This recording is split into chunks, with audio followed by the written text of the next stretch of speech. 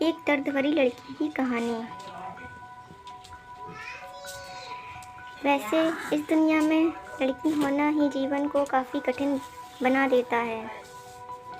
और जब आप दिखने में अच्छे ना हो, पढ़ाई लिखाई में भी अच्छे ना हो, तो तब सोचिए कठिनाइयों का लेवल क्या होता है। संध्या बचपन से ही पढ़ाई लिखाई में कमज़ोर थी। रंग उसका सांवला था, नाक नक्श की भी बाकी लड़कियों की तुलना में इतना खास नहीं था। ऊपर से भगवान ने दांतों की बनावट भी टेढ़ी मेढ़ी दी थी। जब संध्या छोटी थी तो बचपन में स्कूल के बच्चे चढ़ाते थे। बड़ी हुई तो गली मोहल्ले के लोग उसे देखकर मुंह फेर लिया करते थे। कोई भी उसका दोस्त बनने के लिए तैयार ना था। उसके रिश्तेदार भी कुछ खास उसे भाव नहीं दिया करते थे। बस एक उसी की माँ थी जिसे उसकी सूरत या लुक्स से कोई फर्क नहीं पड़ता था। माँ संध्या से और संध्या माँ से बेहद प्यार करती थी। दुनिया भर की आलोचनाओं को सहने की शक्ति थी माँ संध्या के लिए।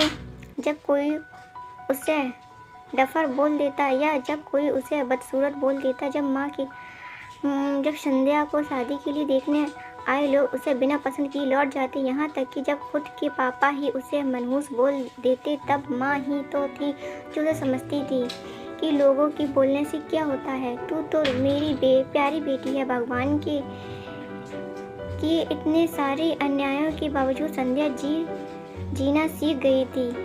वह खुश रहना सीख गई थी। जो भी गिने चुने लोग उसे बातें करते, उन्हें चुटकुले सुनाकर हंसाया करती और खुद भी ठहाके लगाकर हंसा करती थी। उसके अलावा एक और बहुत बड़ी खूबी थी संध्या कि उसे खाना बनाने में बहुत मज़ा आता था। और ना सिर्फ खाना बनाने में मज़ा आता था, उसका बनाया खाना खाकर लोगों को जो स्वाद आता था वह उनको तृप्त कर जाता था। और यह उसमें अपने आप तो नहीं आया था। दुनिया के ठुकराए जाने के बाद उसे अपना सारा समय खाने की रेसिपीज़ की किताबें, रेडियो शो और टीवी चैनल को समर्पित कर दिए थे। संध्या की तारीफ तो कोई भी नहीं करता, लेकिन उसके हाथों के बने खाने की तारीफ वह हर व्यक्ति करता जो उसे चखता।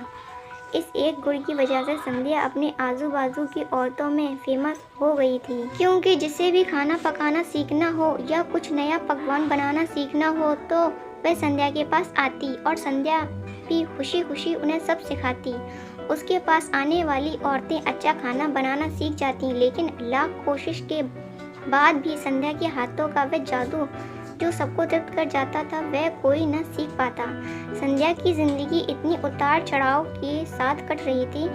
एक बार फिर से माँ बाप ने जी तोड़ कोशिश कर एक फैमिली को संध्या को देखने के लिए मना लिया था और अगले दिन लड़का संध्या को देखने आने वाला था। संध्या को इस बात की खबर होने पर बहुत दुख और गुस्सा हो गई थी कि बिना उससे पूछे पता नहीं क्यों माँ बाप लड़कों को बुला लेती हैं और उसका मजाक बना देती हैं। माँ ने संध्या को समझाया था कि ऐसा ही होता है, कोई भी बेटी अपने माँ बाप के यहाँ हमेशा नहीं रहती, उसे एक दिन शादी करके जाना ही पड़ता है। अगले दिन संध्या सुबह सुबह ही लड़के वालों के आने से पहले ही सज संवर कर कहीं निकल गई थी। उस दिन लड़के वाले घर आकर माँ बाप को बहुत खरी खोटी सुनाकर गए थे। वैसे भी पापा को संध्या पर हमेशा गुस्सा रहता था, लेकिन उसकी इस हरकत ने उनको गुस्से के पागल कर दिया। उस दिन पापा ने संध्या का सारा गुस्सा माँ पर उतार दिया, ये कहकर कि एक मनहूस बेटी को जन्म देकर भी तुम्हारा मन नहीं भरा, इसलिए उसको लाड प्यार देकर सर पर बैठा लिया है। हमेशा अपनी बेटी के बारे में गलत बोलने वालों से नाराज रहने वाली माँ आज खुद संध्या से नाराज हो गई थी और वह अब संध्या के घर वापस आने की बेसब्री से राह देख रही थी ताकि अपना गुस्सा उस पर उतार सकें। सूरज ढलने से पहले संध्या घर लौट आई थी। उसके चेहरे पर एक अजीब सी खुशी थी। हाथों में एक चेक था और एक सर्टिफिकेट भी। संध्या माँ से कुछ कहना चाहती थी, लेकिन इससे पहले कि संध्या अपने मुंह से एक भी शब्द कह पाती, माँ ने उसे खरी खोटी सुनाना शुरू कर दिया। गुस्से में माँ बोलते बोलते इतना कुछ बोल गई कि संध्या ने कभी सपने में भी नहीं सोचा था। माँ ने कहा, बाकी सभी लोग सही थे, तुम सच में मनहूस हो, तुम्हारी वजह से हर कोई परेशान है। अच्छा होता जो तुम पैदा होते ही मर जाती, ये दिन न देखना पड़ता हमें। गुस्से में बड़बड़ाती और सब्जियां काट रही माँ ने एक बार भी संध्या की तरफ नहीं देखा था। संध्या माँ की बातें किसी पत्थर की मूरत की तरह सुन रही थी। पत्थर की ऐसी मूरत जिसके शरीर में तो जान ना हो, लेकिन आंखों में आंसुओं की धारा बह रही हो। संध्या ने माँ से पूछा, माँ क्या सच में तुम भी चाहती हो कि मैं मर जाऊं? क्या इतनी बुरी हूँ मैं माँ? अभी भी गुस्सा सर पर सवार होने की वजह से माँ ने कह दिया हाँ। एक पल भी सोचे बिना संध्या ने सीधे अपने कमरे में जाकर कमरा अंदर से बंद कर लिया था। 1-2 मिनट बाद गुस्सा थोड़ा शांत होने पर माँ को अपनी गलती का एहसास हुआ तो संध्या के रूम की तरफ गई। उन्हें पता चला कि संध्या ने रूम को अंदर से बंद कर लिया है। गुस्से में कुछ कहना कर ना ले, इसलिए मानो तुरंत पापा को इस बारे में खबर दी। दोनों की काफ़ी दरवाज़ा खोलने की कोशिश की, लेकिन जब नाकामयाब रहे तो दरवाज़ा तोड़ दिया।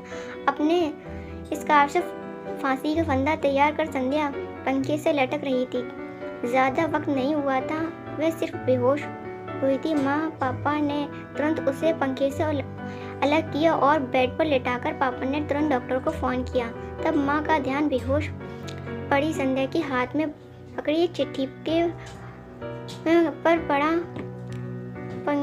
पड़े 5 लाख के चेक और 5 स्टार होटल में शेफ की नौकरी के लिए कन्फर्मेशन लेटर पर पड़ी। जी संध्या अपने साथ आई। माँ और पापा ने वह चिट्ठी खोलकर पढ़ी जो अपने अभी लिखी थी। चिट्ठी कुछ इस प्रकार की थी, मम्मी और पापा, मैं जानती हूँ मेरे जन्म से लेकर आज दिन तक मैंने ऐसा कुछ भी नहीं किया जिसे आप पर गर्व हो, लेकिन मैं आपको बताना चाहती हूँ कि आज मैं खाना पकाने के नेशनल लेवल कंपटीशन को जीत चुकी हूँ और ये 5 लाख का चेक मुझे प्रथम स्थान पर आने के लिए मिला था।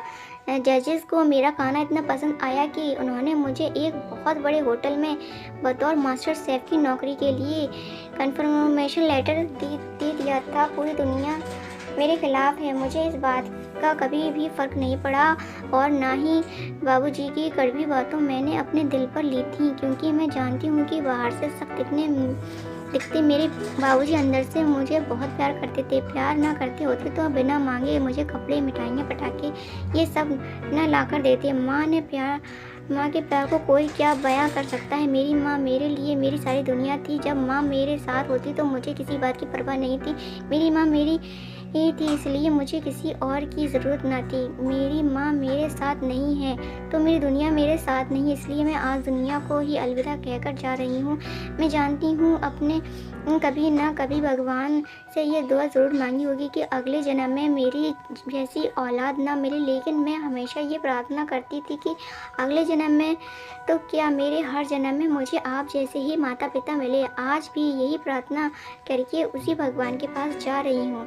चिट्ठी पढ़ते पढ़ते माँ और पापा सर से पाँव तक पछतावे में डूब गए थे और बेहोश पड़ी संध्या के सर पर हाथ फेरते हुए फूट कर रो रहे थे। दोस्तों, आपको वीडियो कैसी लगी कमेंट करके ज़रूर बताएं। चैनल को सब्सक्राइब करें, वीडियो को लाइक करें।